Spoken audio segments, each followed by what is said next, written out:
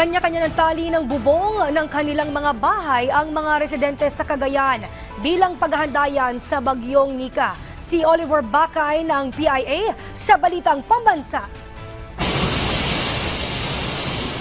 Muling pinaalalahanan ng Regional Disaster Risk Reduction and Management Council ang mga local DRRMC at mga mamamayan na maging alerto sa maaaring epekto ng bagyong Nika sa Lambak, Cagayan. Dahil sa magkakasunod na bagyo, malambot na ang kalupaan. Kaya pinangangambahan ang muling pag-apaw ng mga ilog at ang pagguho ng lupa sa mga kabundukan.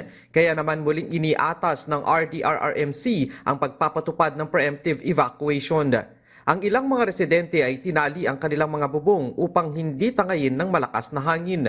Sa Bugay, Cagayan kung saan humagupit ang bagyong Marce, napatunayan ng ilang mga residente na epektibo ang ganitong paraan ng paghahanda.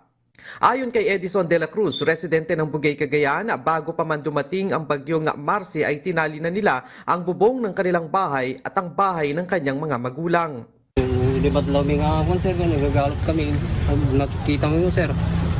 Bigay Batanes kasi pamayan na kagalot. Ano ang kumodado, sir?